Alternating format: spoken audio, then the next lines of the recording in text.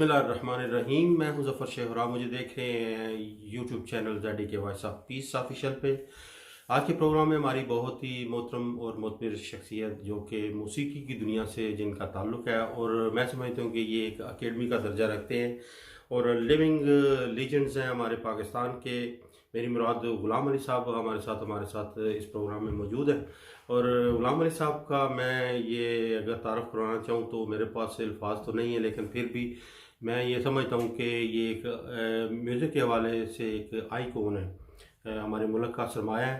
پاکستان سے باہر بھی ان کو بڑا سراہا جاتا ہے، سنا جاتا ہے اور ان کی نقل بھی کی جاتی ہے. تو آپ خود ہی سنیے ان کی زبانی کہ وہ کیا کہنا چاہتے ہیں یا کیا کہنا چاہیں گے اپنے فن کے حوالے سے، اپنے کیریئر کے حوالے سے. اللہ تعالیٰ ان کو خوش رکھے. تو سنتے ہیں. وہ میرا جی تہ دل سے میں شکریہ ادا کرتا ہوں کہ آپ نے مجھے یاد کیا. جی تو خان صاحب، سب سے پہلے تو آپ سے جاننے کی کوشش کروں گا ایک ضمن سوال جو ہوتا ہے کہ یہ شعبہ یا یہ فیلڈ یا یہ فن آپ کو کیسے اس میں آپ کی انٹری ہوئی اور کب آپ کی شروعات ہوئی اس میں؟ صاحب میں بچپن میں 9-10 سال کا تھا، 9 سال کا میں گانے گاتا. میرے والد صاحب بھی اسی پروفیشن میں تھے، لیکن وہ اس وقت اس زمانے میں لوگ ایک ضلع سے ایک ڈسٹرکٹ سے دوسرے ڈسٹرکٹ تک جانے کے لیے بڑی مدت لگ جاتی تھی، مشکل ہوتی تھی. تو وہ ویسے شوق ان کو بہت تھا. تو میرے لیے پھر میرے پہ انہوں نے بچپن سے ہی شروع کر دیا میرے کو سکھانا، یا جو ان سے خود ہو سکا وہ بھی کیا. پھر استادوں کے پاس بھیج دیا. ٹھیک ہے. لاہور میں. تو اس کا مطلب آپ کی خوش قسمتی ہے کہ جیسے آپ کا پٹیالہ گھرانہ آپ کا اور آپ کو خاندان سے بڑے غلام علی خان صاحب کی شاگردی میں دیا. جی ماشاء اللہ. برکت علی خان صاحب ان کے بھائی مبارک علی خان صاحب ان لوگوں کے پاس میں رہا. جی کوئی 12-13 سال. کیا بات ہے جی. یہ واقعی بڑی خوش قسمتی ہے کہ آپ ان چلتا رہا. جی بڑے لوگوں کے ساتھ آپ نے ان سے سیکھا بھی اور خدمت بھی کی. لوگ تو واقعی وہ لوگ بہت بڑے تھے. جی اور یہی خان صاحب یہی وجہ ہے کہ آج آپ پوری دنیا میں آپ کا ایک نام ہے. بڑے غلام علی صاحب کے بعد آپ کا ایک نام ہے. یہ بھی ان کی دعاؤں کا نتیجہ ہے. جی تو خان صاحب بہت بڑے لوگ. جی اسٹارٹ آپ نے جیسا سیکھنے کا مرحلے میں آپ نے کس چیز سے شروع کیا کہ آپ نے غزل کلاسیکل سے شروع کیا. جی کلاسیکل سے. ٹھیک ہے. اچھا، شروعات جو تھی وہ کلاسیکل تھی. ٹھیک ہے. اور اس کے بعد آپ نے پھر غزل جس میں پنجابی اور غزل کی طرف. جی ہاں، وہ پھر میں اپنے استاد جی کے چھوٹے بھائی کو سن کے مجھے پتہ چلا کہ غزل بڑی لطیف چیز ہے. اس میں تھوڑا مولڈ کرو اپنے آپ کو اور لفظوں کی پہچان کر کے پھر غزل گانا. ہر آدمی کے لیے یہی چاہیے کہ وہ غزل پہلے الفاظ کو پہچانے، لفظوں کو پہچانے، پھر موڈ کو اس کو پہچانے، شاعری کے موڈ کو. تب جا کے پھر وہ بڑوں سے سیکھا. اچھے لوگوں کے پاس بیٹھے، اس میں پڑھے لکھے لوگ بھی بہت شاعر لوگ بھی تھے جن کے پاس ہم بیٹھے، جن میں ناصر کاظمی صاحب، صوفی غلام مصطفیٰ تبسم صاحب، اپنے فیض احمد فیض صاحب، ان لوگوں کو بھی دیکھا سنا. بڑے لوگوں کی شاعری گائی. پھر بچپن میں ریڈیو پاکستان میں سے سب سے پرانے شاعروں کو بھی گایا. کیا بات ہے. جو میر تقی میر سے لے کر داغ، میر تقی میر، مومن، آتش، غالب اور امیر منائی، حسرت، موہانی، یہ سارے لوگ گائے. سارے لوگ. تو خان صاحب کیا آپ سمجھتے ہیں کہ یہ ان سب کا کلام آپ کو گانے میں مزہ آیا؟ اور ظاہر ہے آپ اس کلام کو پہلے سنتے تھے، سمجھتے تھے، اس کے بعد اس کو پھر گانے کی شکل میں، اپنی آواز کی شکل میں لاتے تھے. تو کیا یہ مشکل نہیں تھا؟ جی بہت مشکل. تو کوئی چیز دنیا کی آسان نہیں ہے بھائی جان. جی مشکل تو ہوتا ہے، لیکن پھر اگر اس میں آدمی سیکھنا شروع کرے یا اس پہ تھوڑا سا محنت کرے تو مشکلیں بھی آسان تو ہو ہی جاتی ہیں نا. جی اچھا. تو کچھ غزلیں آپ کی، بلکہ بہت زیادہ غزلیں آپ کی یا گیت یا گانے آپ کی پہچان بھی بنے، جن میں چپ کے رات دن آنسو بہانا. حسرت موہانی صاحب کی یہ تحریر اور شاعری، کیا بات ہے. اور ہنگامہ ہے کیوں برپا. اس طرح میں تو اتنے نام ہے میرے سامنے کہ میں گنوانا چاہوں تو ٹائم اتنا نہیں جیسا آپ نے. اچھا تو خان صاحب ابھی آپ خوش قسمتی ہے آپ کی کہ آپ ایک لیجنڈس کی شکل اختیار کر چکے ہیں پاکستان میں بھی اور پاکستان سے باہر بھی. ایک جتنے بھی لوگ سر سے تعلق رکھتے ہیں یا سر سے پیار ہے جن کو، وہ آپ کو جناب ایک اکیڈمی کا درجہ دیتے ہیں، تو کیسا محسوس ہوتا ہے آپ کو؟ جی بس اللہ کا شکر کرنے کو جی جی کرنا چاہیے.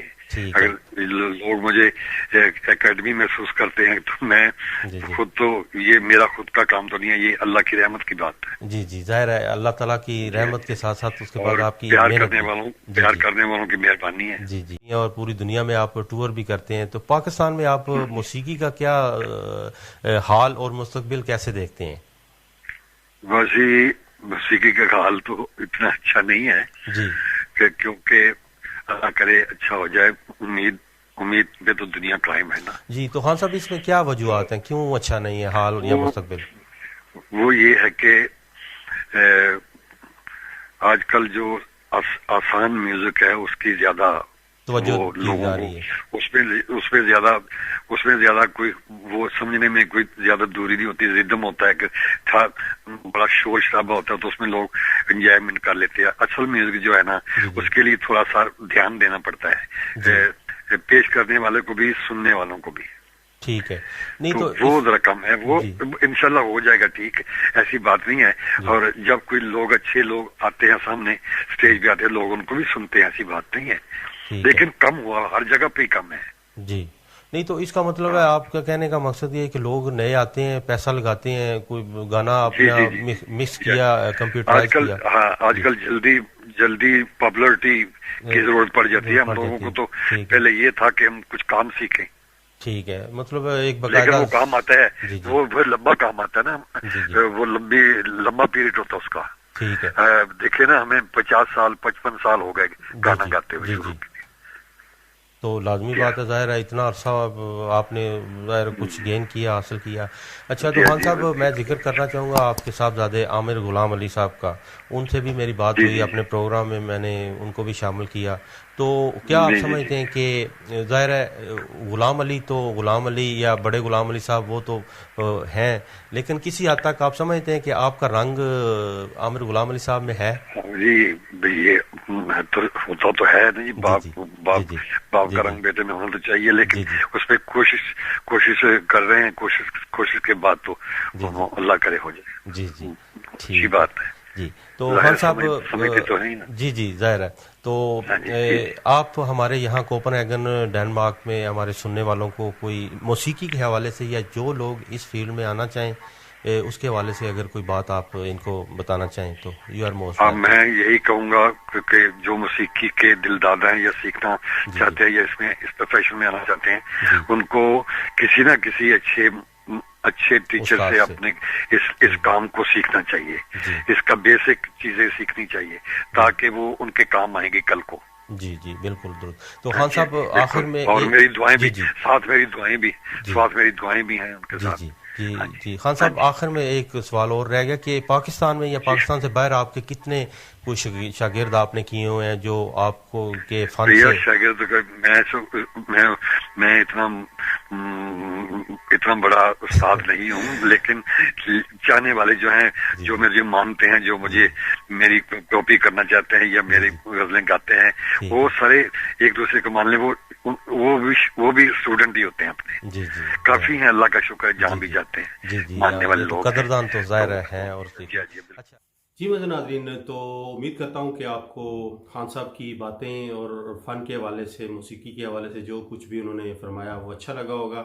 اور موسیقی یہ بھی کہا جاتا ہے کہ روح کی غذا ہے، اور خاص طور پہ اگر مثبت طریقے سے موسیقی جس میں کوئی کسی قسم کی کوئی اریانت نہ ہو تو میں سمجھتا ہوں کہ یہ واقعی روح کی غذا ہے اور دل کو بڑا اچھا لگتا ہے اور ریلیکس کرتی ہے یہ موسیقی، چاہے وہ کلاسیکل ہو، چاہے وہ نیم کلاسیکل ہو، چاہے وہ عارفانہ کلام ہو اور کوئی بھی ہو. کافی عارفانہ کلام، غزل، گیت یا لوک گیت جتنے بھی موسیقی کے حوالے سے یہ ہیں گائے جاتے ہیں وہ ہمارے دلوں پر بہت گہرا اثر اور مثبت اثر چھوڑتے ہیں. تو یہ تھا ہمارا آج کا پروگرام، اور ہماری خوش قسمتی کہ ہمارے ساتھ لیونگ لیجنڈ خان غلام علی خان صاحب ہمارے ساتھ موجود تھے. تو نئے مہمان کے ساتھ دوبارہ آپ کی خدمت میں حاضر ہوں گے.